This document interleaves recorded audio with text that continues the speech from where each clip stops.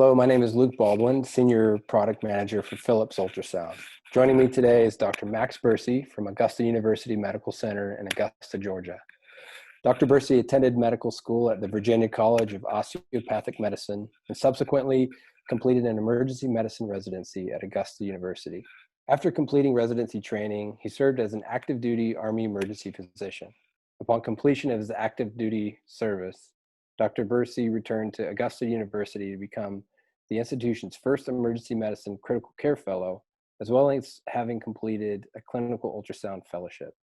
Dr. Bursey, thank you for making the time for our conversation today. Thanks, Luke. I really appreciate it. It's a real pleasure to be here with you today to talk about some of our experiences with point-of-care ultrasound and tablet-based ultrasound at Augusta University. I really appreciate the opportunity. Absolutely. So there's so much we could talk about with all of your experience. I wanted to see if we could focus in on point-of-care ultrasound specifically. So does point-of-care ultrasound play an important role in the work that you do? Yeah, absolutely, Luke. You know, I use ultrasound a lot, really on a daily basis in both the emergency department and in the ICUs. And there's a lot of advantages to point of care ultrasound as compared to radiology driven comprehensive ultrasound. So I use point of care ultrasound or POCUS because it provides real-time clinical information at the bedside and can help me to narrow or expand the differential diagnosis in real time.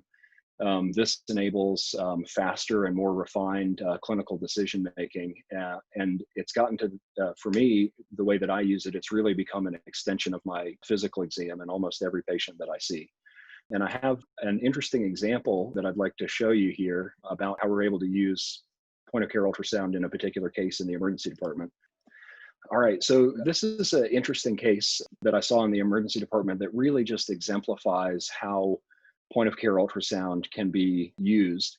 This was a patient who was coming in from a nursing home with fever and altered mental status, hypoxia, tachypnea, really looking septic. And of course, now in the era of COVID, that also is in the differential diagnosis. And so as part of my initial evaluation of this patient, you know, I just obtained a basic echocardiogram looking first at the subcostal view and then some others.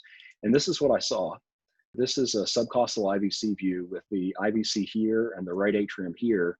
And you just see these large echogenic masses just swirling within the right atrium, which immediately points you in the direction of a diagnosis.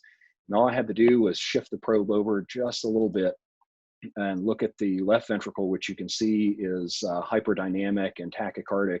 This patient had a pulmonary embolism, which we were able to diagnose at the bedside using point of care ultrasound and institute treatment immediately without even having to go to the CT scanner.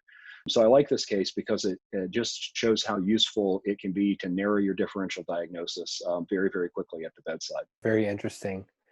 Let's talk about ultrasound form factors, Dr. Bursey. So obviously point of care ultrasound can be enabled by any type of machine, cart-based, laptop, handheld. What is your experience with the smaller end of that spectrum, say tablet or phone-based systems? So most of the ultrasound I do at the bedside is done with a tablet-based ultrasound system, the Lumify. It has some significant advantages over cart-based systems, such as being real small, very portable, and very easy to use. And I'll talk to you just a little bit about how my experience has been with tablet-based ultrasound. So this is a trauma resuscitation, and if anybody's ever been in one of these, or even a complex medical resuscitation, you know that the room can get crowded very quickly. There's often a lot of people. Sometimes it can even get a little hectic, and trying to introduce a cart-based ultrasound to the bedside within arm's reach can be a little problematic, especially in a sick trauma or sick medical patient. And so I say, as far as this goes, size matters. You can see here that the tablet is actually clamped to the bed rail on the opposite side of this trauma resident who's using it to place a ultrasound guided anterior pigtail chest tube in a sick trauma patient. Portability is huge with tablet-based ultrasound. This is another interesting case of an elderly patient who had an acute mitral valve regurgitation from a papillary muscle rupture who ended up on mechanical circulatory support. So a catheter that goes up into the heart to help offload the left ventricle as an Impella device, and was being transferred to a quaternary referral center for the surgery that he needed. And very hemodynamically unstable and very much dependent on the function of the mechanical circulatory support for survival. And that in turn is very dependent on the position of that catheter. If it gets pulled back or dislodged, that would have catastrophic consequences. So you can see how crowded this is. There's pumps, there's a perfusionist, there's a respiratory therapist, there's a critical care paramedic, and myself, along with all of the other equipment, the ventilator and the Impella device. And every time this patient was transitioned, I was able to use tablet-based ultrasound system to just confirm that the catheter hadn't moved, that it hadn't been dislodged or hadn't migrated, which was really important in ensuring the safety of this patient during this highly complex transport. This patient actually ended up doing fine. And then the last thing that I really find I like about tablet-based ultrasounds is just the ease of use. I work in an academic center. We have lots of learners. We have folks who aren't very familiar with ultrasound but want to learn. We have residents and students. And the tablet-based ultrasound really facilitates getting into it. Sometimes the cart-based systems have a lot of knobs and buttons and modes, and can be a little bit overwhelming for somebody who's just trying to learn to, get into the basics of ultrasound and start performing bedside point of care ultrasound. And I really like this because it's just a touchscreen interface. It's very intuitive, easy to use. The image quality is still very high, but learners don't get overwhelmed with the knobology, so to speak, which really facilitates engagement and learning, which ultimately, the more we're using point of care ultrasound, the better we're getting at it, and the more we're able to incorporate it into our clinical practice. So I like that very much about tablet-based ultrasound. You mentioned some of the benefits of tablet-based ultrasound, and I know your institution, like many around the world, have been hit hard with COVID-19 this year.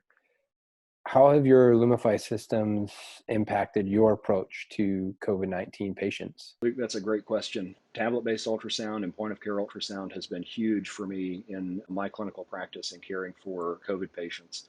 And I'd love to give just a couple of examples of how that experience has been as well. So when we go to intubate or perform airway management on a COVID patient or presumed COVID patient who's presenting to the emergency department, we usually try to do that in one of our negative pressure environments, one of our negative pressure rooms, as it's an aerosolizing procedure. And at our facility, it takes about 10 minutes for the air in that room to be turned over and filtered sufficiently to be able to open the doors for additional personnel or equipment to come in, which is a little bit different than most of your normal intubations, where if you need something, an additional medication or a piece of equipment, you can have somebody go run and grab it. In these, at our institution, there's this 10-minute period where you're kind of on your own inside the room, inside the PAPR, without much ability to get additional help. And 10 minutes may not seem like a long time, but in a freshly intubated and critically ill patient, it certainly can be. And so one of the ways that I've been using a tablet-based ultrasound in this environment is for just ET tube placement confirmation to make sure that I haven't performed a right main stem intubation, because it's going to be a while before I get my chest x-ray, to confirm. I just take the tablet into the room with me, and after I perform the procedure, I'm able to just look at both sides for lung sliding, which tells me that, it's not a right main stem intubation. And if all of the other measures look okay, then I know that I've got a well-placed tube. Additionally, I use that time to start doing some of the serial cardiac echo that I'll often do in COVID patients. And so this is actually one of those patients that I had some continuity with taking care of up in the ICU, and was performing an echo on pretty much daily, just because they're real sick. And COVID, of course, seems to cause right heart dysfunction, as well as pulmonary hypertension and myriad other effects, in addition to being a thrombogenic or prothrombotic disease state. And so I had been following along with this patient and knew from the day before that their echo had looked pretty unremarkable, but they had an acute change in their clinical condition. So of course I redid the echo.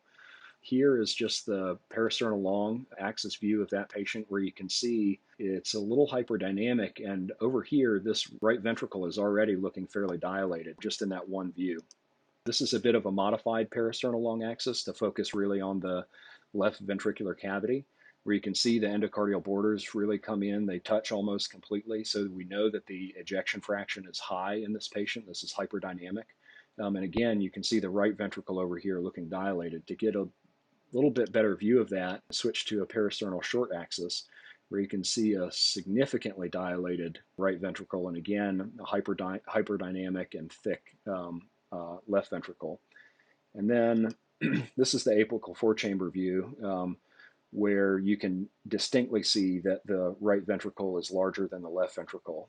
And with the acute change that this patient was experiencing, we were able to start that patient empirically on treatment for pulmonary hypertension and PE.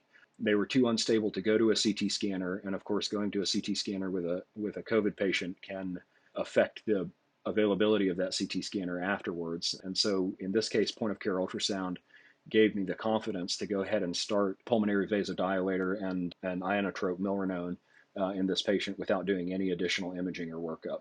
And here's one last example. Of course, when there's a cardiac arrest in a COVID patient, CPR is aerosol generating.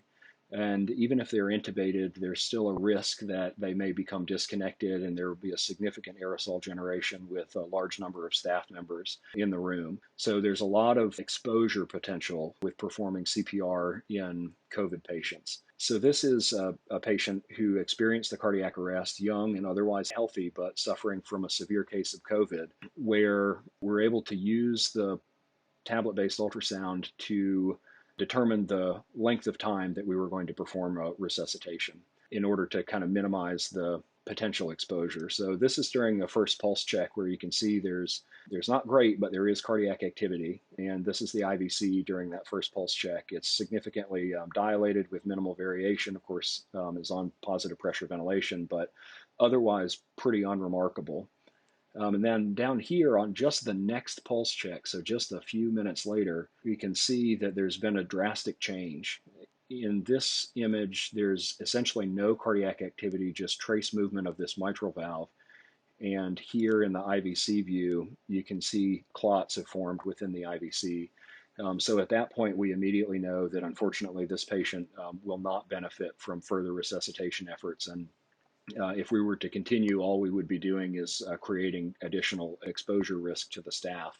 So this gave us the confidence to be able to end this resuscitation effort. And as just one last point on some of the advantages to a tablet-based ultrasound in the era of COVID, the cleaning is way easier. The cart-based systems are obviously larger and require a little bit more time to wipe down. A lot of institutions, including our own, have faced challenges with regard to availability and supply of cleaning products and wipes and even PPE. And the tablet requires very, very minimal amount of cleaning equipment in order to wipe down. Additionally, we have a UV-based cleaning system that's shown here down in this picture, that you can just put the tablet and the probe in as an additional layer of security with cleaning, and just runs through this UV cycle, which obviously is not possible with a larger type of system. Thank you for sharing, Dr. Bursey. It's both exciting and heartbreaking to hear those stories, but it's really beneficial, I think, for a lot of our listeners to hear your experience and to perhaps put into practice some of the things that you've discussed. I wanted to ask you a question about how cart-based systems and tablet-based or potentially phone-based or handheld systems, how do those systems all coexist within an institution like yours? Look, that's another really great question. There's basically a role for both of them, and neither one can replace the other, is my opinion. The handheld systems have a little bit less functionality than the cart-based systems, which typically have more advanced features and calculation packages. But the size and portability of the tablet-based systems really can't be outmatched by a cart-based system. So I actually find that these things are complementary depending on what I'm trying to do. Certainly for an EMS transport, or because the tablet-based system is so portable, I essentially use it as an extension of my physical exam on almost every patient that I see. Dr. Bursey, thank you sincerely for your time today. Thank you for sharing your insights on point of care ultrasound and handheld ultrasound. And most of all, thank you so much for what you do for your patients and their families every day. Thank you. Yeah, absolutely, Luke. It's really my pleasure. I've enjoyed talking with you. Thank you.